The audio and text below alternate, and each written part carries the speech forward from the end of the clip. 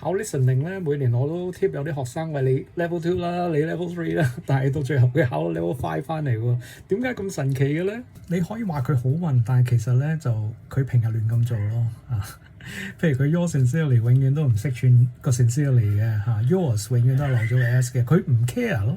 咁但係到考試前嗰幾日啦，佢真係開始認真咁溫翻嗰啲 handout 啦記翻落，譬如叫佢記嗰啲嘢啦。咁啱又叫佢寫 formal letter 喎，咁佢咪好似哇完美咁樣，跟住咪突然間升咗幾個 level 咯。咁其實如果你寫 formal letter 落去都係留意嗰10樣8樣嘢嘅啫，依家同你溫下書咯。第一，如果叫你寫信回信啦俾阿 Jenny Wan， 咁 Jenny 好明顯係女仔啦，咁你初頭 Dear 乜嘢啊？咁啊，梗係 Dear Miss Wan 啦，唔好 Dear Jenny 啊嗰啲咁嘢，同你唔係好熟嘅啫。一開始你係咪回信俾人啊？如果人哋寫信俾你問你一啲問題，咁你咪首先 thank you for your letter 咯。如果你好想寫 I'm writing to 乜乜咁 I am writing to reply to your concerns about 乜嘢乜嘢咁樣咯。咁但係記住你係寫 formal writing 啊嘛，咁所以 I am 咧就要寫全寫，你唔好 I apostrophe am 啊。間中都會有啲同學無厘啦更就失咗啲 content 分啊，點解咧？因為佢淨係掛住答人哋問題咯，但係唔記得一開始要講人哋嘅問題係乜嘢。譬如有人寫信俾你，咁佢話我覺得好大壓力啊，我覺得好唔開心啊，好大壓力就因為考試啦，唔開心因為同男朋友分緊手啊咁之類。咁你可能建議佢做多啲運動啦，揾朋友傾下偈啦。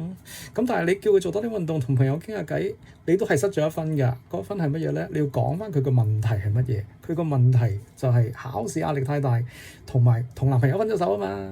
咁最簡單講翻佢問題嘅方法咧，就係 you mention that 啦譬如you mention that you are under huge examination pressure， 咁你咪有1分咯。記住要 mention that 個 mention 你應該用 present simple 啊，因為你 call 緊佢 phone letter， 你唔應該用 past tense 嘅。如果你係要寫得 formal 啲嘅，咁你咪 as regards you concern about 乜乜咁樣。譬如你想回答下人哋問下你個 show 嘅製作費係幾多錢啊？ As regards you concern about the production cost of the show， 跟住 comma we 得咁樣咯。如果你覺得 as regards 我都好驚會串錯喎，咁你可以記 as for your concern about the production cost of the show comma we 嘟。通常你答人信就要俾啲意見人哋啦，咁你俾意見就好簡單啦， you should 或者 you can 啦。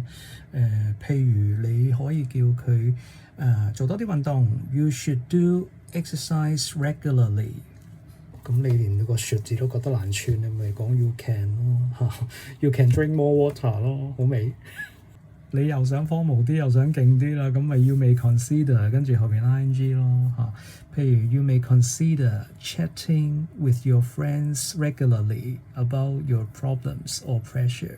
好多時個 data file 都會無厘啦更，譬如最尾個版又叫你邀請佢嚟要參觀下你間公司啊，或者唔知邀請佢嚟參加一個咩 event 咁樣啊咁你可以用 we would like you to。或者 we would like to invite you to 咯，譬如 we would like to invite you to come visit our company。如果佢之前已經寫個信俾你啦，今次你係回信，而你可以再邀請佢，再有問題再回信咧，咁你唔需要留翻題俾佢啦。咁但係你都可以寫 Should you have any inquiries, please feel free to write to us again， 或者 please feel free to contact us again。之前講過，你可能邀請佢做某啲嘢啊，譬如參加你嘅比賽啊，又或者嚟參觀下你間公司啊咁之類，咁你可能想個 reply 啦咁到最尾咪寫 We look forward to your reply。唔好唔記得 formal letter 封信要 sign off。如果你係用美式嘅開段係唔隔兩格嗰啲咧，咁你咪到最尾寫 yours sincerely yours faithfully 咪喺左邊開始左下角。OK， 咁如果你噏得出佢係 Dear Miss Wan 嘅，咁你記住寫 yours sincerely啦。噏唔出嘅，唔知佢叫咩名啊，淨係寫 Dear Principal 啊 Dear Sir Madam 嗰啲咧，你咪寫 yours faithfully 咯。記住要識點串 sincerely faithfully 兩個字。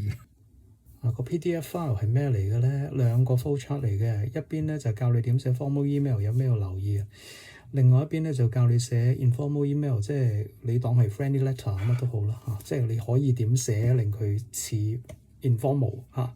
如果你覺得哇考試壓力好大，冇乜時間，你溫 formal 嗰邊啦嚇。